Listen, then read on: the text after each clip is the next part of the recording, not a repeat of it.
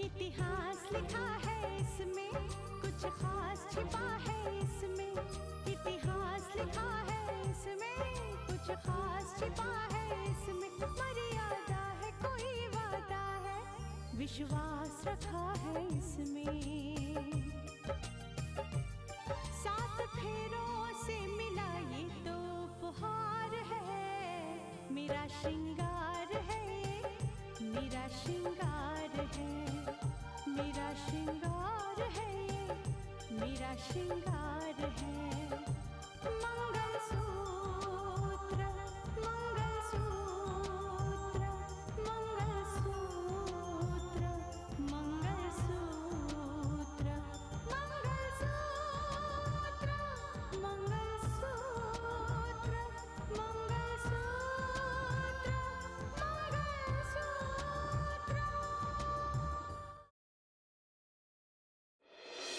पापा, मैं मानती हूँ कि मुझसे गलती हुई है, लेकिन मैं कुछ ना कुछ करूंगी इसे सुधारने के लिए। ये एक जाल था जो रितिका को फंसाने के लिए बिछाया गया था। बेटा यही तो सवाल है कि रितिका इस जाल में फंस कैसे गई। और वो इस मामले की तह तक जरूर जाएगी। सच्चाई का पता लगा कर रहेगी, देख ले बेटा। गुलशन शाह को मैं जवाब दूंगी। इतनी जल्दी मैं हार नहीं मानूंगी, कभी नहीं मानूंगी।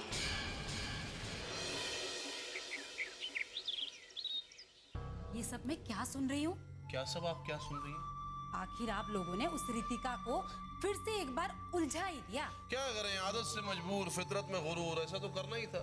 भाई मेरा तो मानना है भाभी जी के खुद को बचाने के लिए जिस किसी को मारना पड़े मार दो, क्या फर्क पड़ता है। अब भाई मेरा तो मकसद एक ही है ना कि किसी तरह से उसका ट्रांसफर किसी और जिले में हो जाए। अब इसके लिए कुछ तो करना ही पड़ेगा। कुछ मतलब सोचिए मत, इस तरह के मुद्दे खड़े करने पड़ेंगे और क्या। हाँ, इसी बात को मुद्दा बनाने के लिए ही तो इन्होंने वो सुबोध पाटिल का बेटा संतोष है ना, उसी को मोहरा बनाया था ताकि ये बात ऊपर तक पहुंचे। दलाल, हाँ बधाई हो बधाई। तुम्हारी मेहनत कामयाब हुई यार।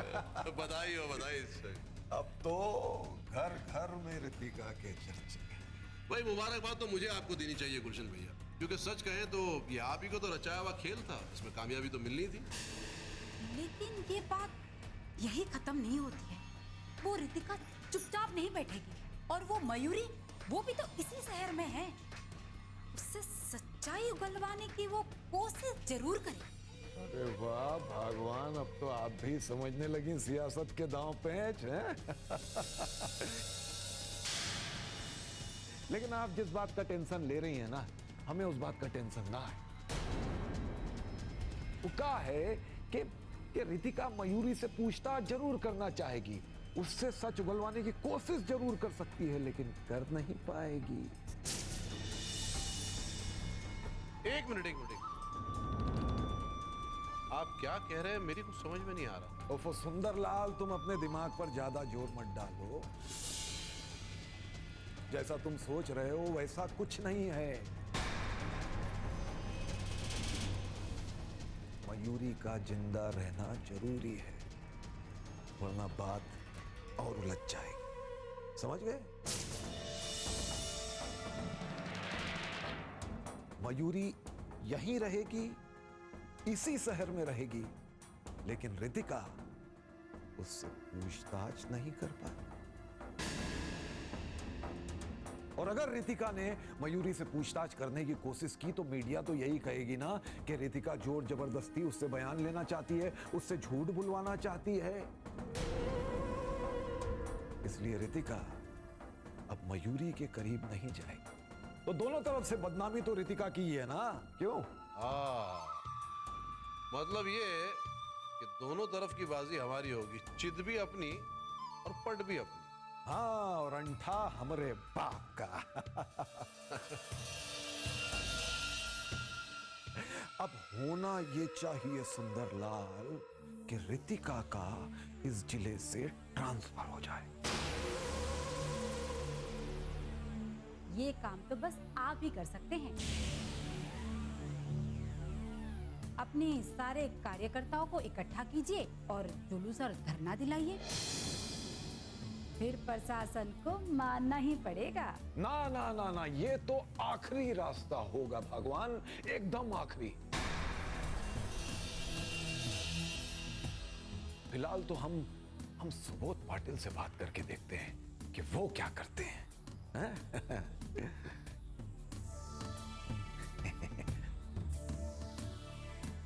हेलो। जय हिंद पाटिल साहब, गुलशन बोल रहे हैं।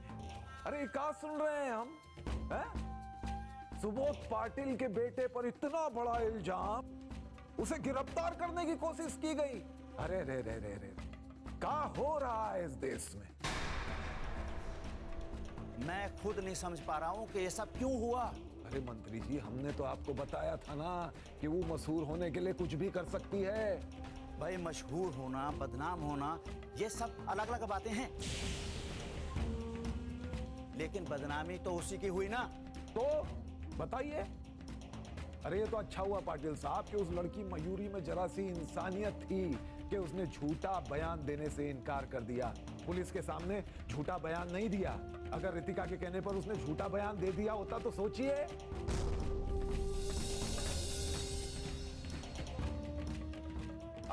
आपके राजनीतिक करियर पर कितनी बड़ी चोट होती, कितनी बड़ी चोट है। अरे इतनी बड़ी चोट पहुंचाना चाहती है वो आपको। हमें तो लगता है पाटिल साहब कि ये उसकी जानी बूझी साजिश है आपको बदनाम करने के लिए।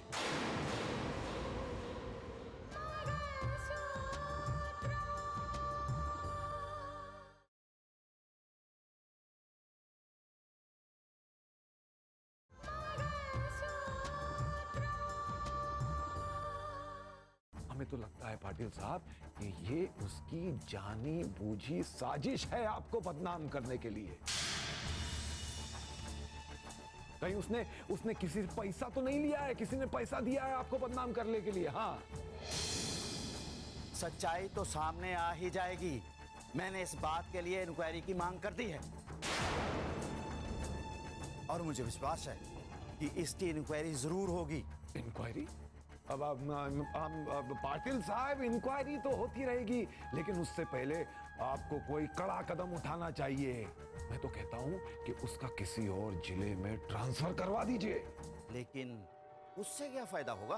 अरे आप समझ नहीं रहे मंत्री जी, अगर उसका इस जिले से ट्रांसफर हो गया तो उसके बाद ही तो इंक्वायरी अच्छे से हो पाएगी। उसके इस जिले से जाने के बाद ही सच्चाई सामने आएगी, हम कह देते हैं। हाँ, नहीं नहीं, उसे यहां से भेजकर इंक्वायरी नहीं करवानी। मैं तो चाहता हूं कि उसकी इंक्वायरी हो और जो भी सच्चाई है उसके सामने आ जाए। बाकी जो प्रशासन ने करना है, कदम लेने हैं, वो ले ले। चलिए मैं फोन रखता हूं। जय हिंद। जय हिंद। ससुरा करना कहते हैं पहले इंक्वायरी करवाएंगे। देखो गुलशन भैया, अगर इंक्वायरी हुई तो हमारे लिए मुसीबतें बढ़ जाएंगी। कहीं ऐसा ना हो कि इंक्वायरी के दौरान ये बात भी सामने आए कि ये जो कुछ भी किया धरा है, ये सारा खेल हमने रचाया है। अगर ऐसा हुआ, मुसीबत की तलवार हमारे सर पर लटकती है। अरे नहीं रे सुंदर लाल, ऐसा कुछ नहीं होने देंगे। हम उस रितिका का ट्रांसफर करवा के रहेंगे। हाँ, लेकिन आपको ये बात नहीं भूलनी चाहिए कि उसके घर के लोग भी कानून से जुड़े हुए हैं, और सबसे पहले उसकी हिफाजत के लिए तो उसके पिता आदित्य प्रताप ही काफी है। एक बात मेरी बड़ी ध्यान से सुनिएगा। मैं जानता हूं कि आप यूं ही रितिका को रोकने की कोशिश नहीं कर रहे, इसके पीछे कोई बहुत बड़ी वजह है। जो कुछ भी कर रहे हैं ना, उसे बंद कर दीजिए, वरना आपको इस बात का एहसास हो जाएगा। आदित्य प्रताप,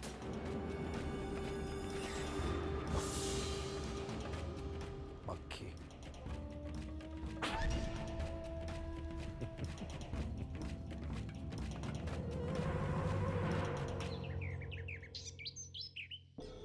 मानता हूं कि रितिका ने उस लड़की की बातों में आकर ये कदम उठाया था। मानता हूं कि रितिका जैसी है, वो यही चाहती है कि सभी के साथ इंसाफ हो। लेकिन जज्बात में आकर कानूनी फैसले नहीं किए जाते सूर्या, और जज्बातों में आकर कदम उठा तो उसका अंजाम यही होता है। आप ठीक कह रहे हैं। रितिका ने जज्बात में आकर ही ये कदम उठाया था। गलती तो उससे हो ही गई। रितिका से गलती करेगी इसकी उम्मीद मुझे नहीं थी शारदा। रितिका को इतनी बड़ी जिम्मेदारी देकर भेजा गया है। अगर ऐसी गलतियां होंगी तो सवाल उठने तो लाजमी है। और मीडिया वालों ने इसे एक मुद्दा बना लिया है। अरे मैं तो कहता हूं कि कुछ भी करने से पहले रितिका को इस बात को कंफर्म करना चाहिए था, उस लड़की का मेडिकल टेस्ट करवाना चाहिए था, फिर करती जो करना। लेकिन रितिका ने आपको बताया तो था कि संतोष पाटिल शहर से फरार होने वाला था, और इसीलिए जल्दबाजी में उसे अरेस्ट कराना पड़ा। शारदा, जल्दबाजी अच्छी नहीं है। संतोष पाटिल जो है ना, वो सुबोध पाटिल का बेटा है, और सुबोध पाटिल मेरा दोस्त है। वो एक ईमानदार नेता है, और मेरे बारे में वो भी यही कहता है कि आदित्य प्रताप जो है वो कभी भी कानून के साथ गद्दारी नहीं कर सकता, हमेशा कानून का फर्ज निभाता है वो। अब तो सिचुएशन ऐसी हो गई, हालात ऐसे हो गए कि मैं उससे बात करने के लायक भी नहीं रहा। शांत हो जाइए भैया, शांत हो जाइए।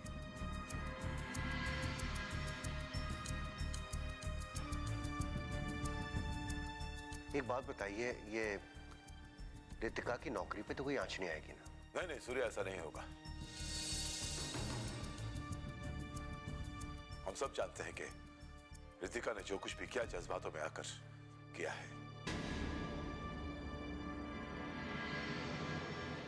ये सब उसके खिलाफ एक चाल थी, एक साजिश थी। इस मामले में इंक्वायरी बैठेगी, जब इंक्वायरी बैठेगी ना, सबको पता चल जाएगा कि मुजरिम कौन है, और उस मुजरिम को सजा जरूर मिलेगी।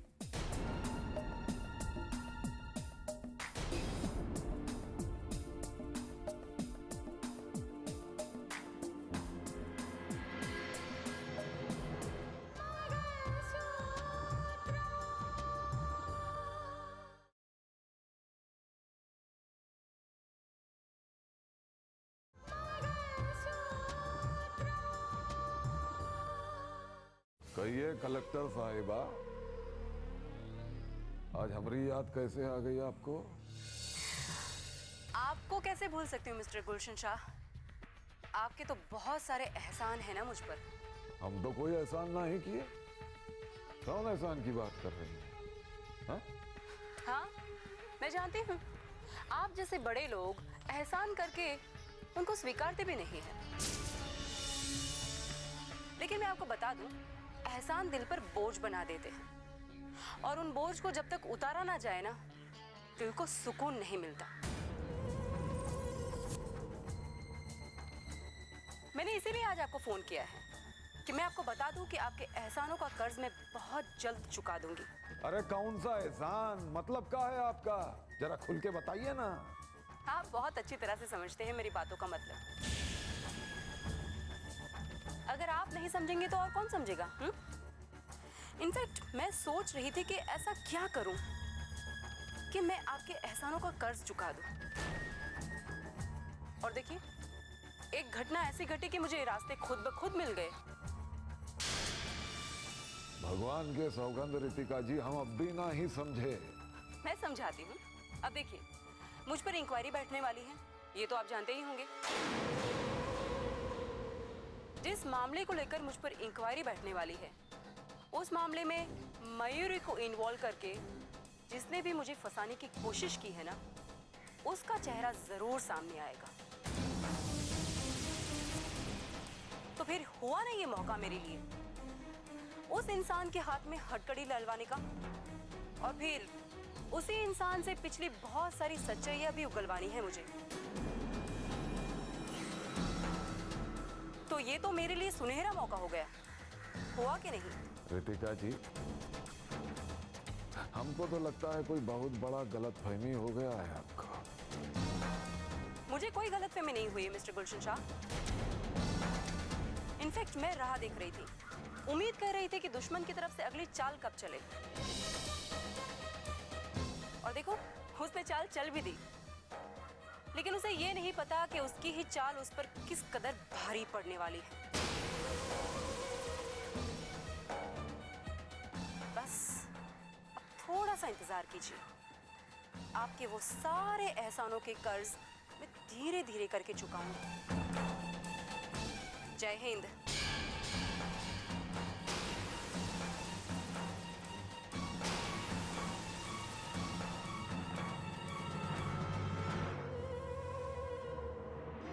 मुझे लगता है आज तक आपका किसी आईएएस ऑफिसर से पाला नहीं पड़ा।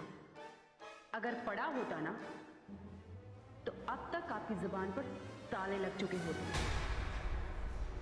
मिस्टर गुलशन शाह, आप औरत को अपने पाँव की जूती समझते हो ना, लेकिन वही औरत जब अपने आप पर आ जाए ना तो ना रहेंगे आप और ना रहेगा आपका वजूद।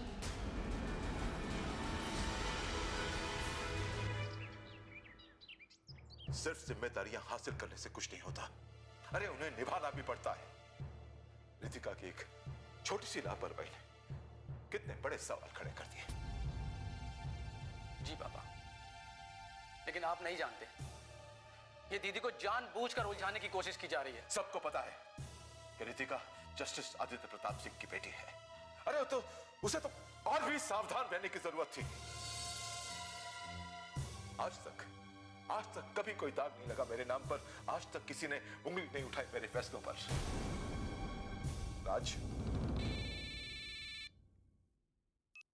हेलो।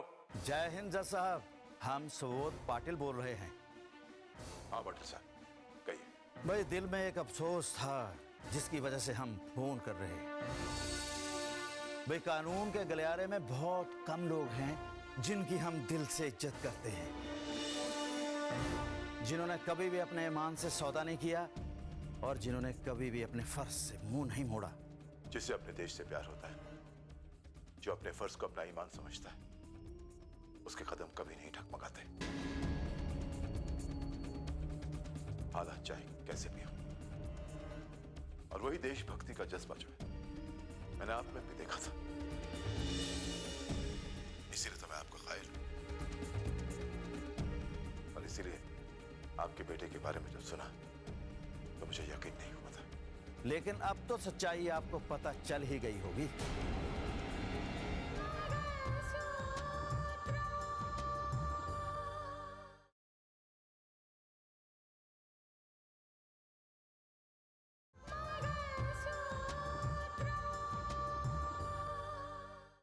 लेकिन अब तो सच्चाई आपको पता चल ही गई होगी।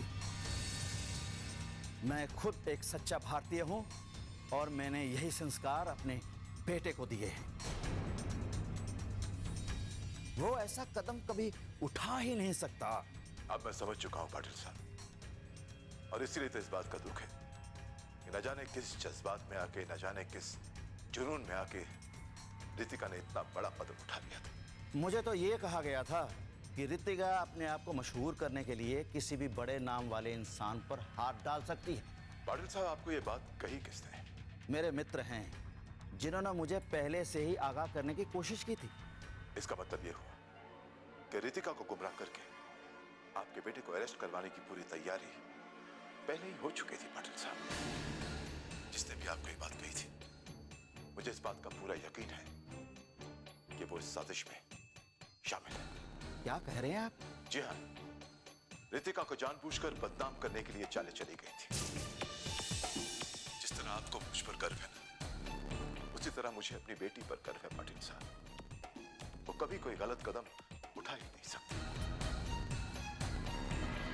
रितिका को ये कदम उठाने के लिए मजबूर किया गया था पाटिल साहब। कुछ ऐसी चालें चली गई थी कि रितिका के पास संतोष को अरेस्ट करने के अलावा और कोई रास्ता ही नहीं था। आप ठीक कह रहे हैं। कलेक्टर साहिबा ने तो कहा था कि संतोष लेट नाइट फ्लाइट से कहीं बाहर जाने वाला है। यह कहकर उन्होंने संतोष को अरेस्ट करवाया था, जबकि यह सच्चाई नहीं है, बिल्कुल भी नहीं है। संतोष कहीं जाने वाला नहीं था। आप मेरी बात का यकीन कीजिए पाटिल साहब, यह सिर्फ रितिका को बदनाम करने के लिए किया गया है। और जिसने भी ये किया है, उसका सिर्फ एक ही मकसद है कि वो चाहता है कि किसी भी तरह से रितिका का किसी और जिले में ट्रांसफर हो जाए।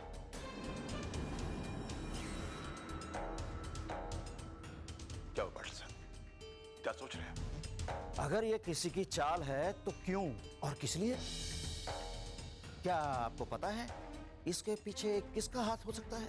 फिलहाल इसे साबित करने के लिए मेरे पास कोई सबूत नहीं है पाटिल साहब, इसलिए मैं उसका नाम नहीं लेना चाहता। फिर भी मैं जानना चाहता हूं इसके पीछे किसका हाथ हो सकता है। पाटिल साहब, इसके पीछे गुलशन शाह का हाथ है। आपका शक सच है, मुझ पे भी उनकी तरफ से दबाव डाला जा रहा है। मैं इस मामले में इंक्वायरी की कोशिश ना करूं, बल्कि रितिका के ट्रांसफर की कोशिश करूं।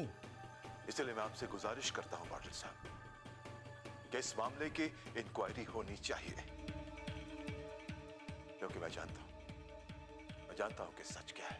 मैं इस मामले की सच्चाई समझ चुका हूं और मैं चाहता हूं कि इस मामले की इंक्वायरी हो। हाँ, कलेक्टर साहबा से कहिएगा उन्होंने मेरे बेटे के ऊपर हाथ डाला, मुझे इससे कोई प्रॉब्लम नहीं है। अब मैं सच्चाई समझ चुका हूं। इस देश के प्यार करने वालों के साथ मैं भी प्यार करता हूं। देशभक्ति की राह में ऐसे कदम उठाने वालों से अगर कुछ गलतियां हो भी जाती हैं तो वो मायने नहीं रखती। धन्यवाद पाटिल साहब। जय हिंद। जय हिंद।